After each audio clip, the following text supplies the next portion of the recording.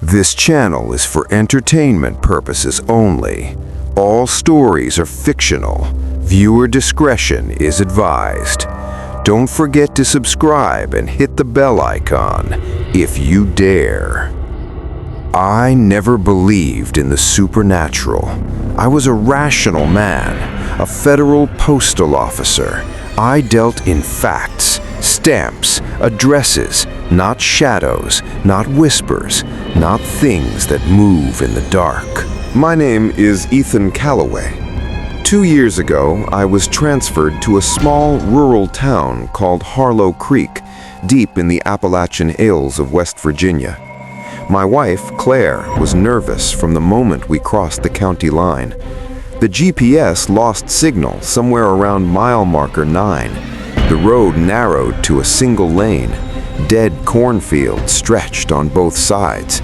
Power lines hung crooked and broken, like broken fingers pointing at the sky. Claire pressed her face to the passenger window and said quietly, "Ethan, this place doesn't feel right. It's too quiet." I told her it was just the countryside. I told her she'd get used to it. I was wrong.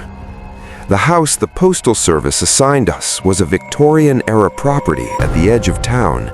3 stories, black shutters, a wraparound porch with one rocking chair that nobody had placed there. The sheriff, Dale Mercer, was waiting out front with 2 local men. All 3 of them had the same expression, like they were attending a funeral they hadn't told us about. Sheriff Mercer shook my hand firmly and said, "Welcome to Harlow Creek, Mr. Calloway. Just one thing, the east wing of the 3rd floor. Keep it locked. Renovation work." I noticed one of the men behind him, an older fellow named Earl, staring at the ground the second Mercer mentioned the 3rd floor. Something about that bothered me. But we were tired from 8 hours of driving. We unloaded, we ate, we went to bed. Act 2, the first night. 11:30 p.m. Knock, knock, knock. 3 slow, deliberate knocks on our bedroom door. Claire grabbed my arm. "Ethan, someone's at the door." I told myself it was the wind. Old houses settle. Old houses breathe. That night, Claire told me everything. I dismissed it. I rationalized it. I went to sleep. 11:30 p.m. I woke up thirsty. I slipped out of bed quietly so I wouldn't wake Claire. I walked through the dark hallway, down the stairs, into the kitchen. And that's when I saw her.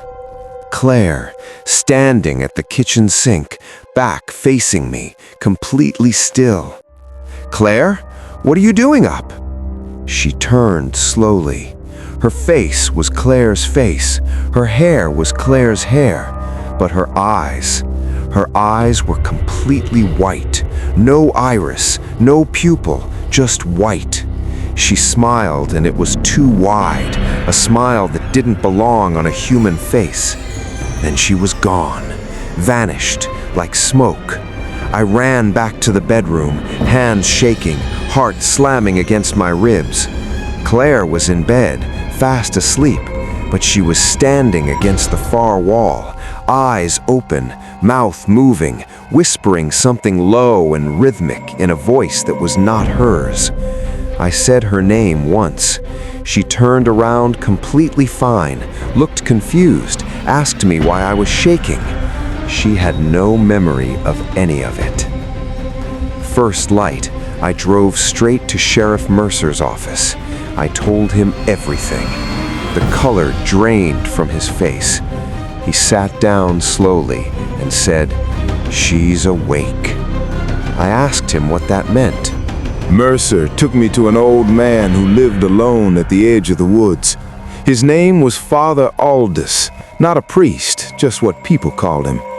He was the great-grandson of the minister who had contained Margaret the first time. When I explained what was happening, Aldous didn't flinch. 'How long has she been whispering?'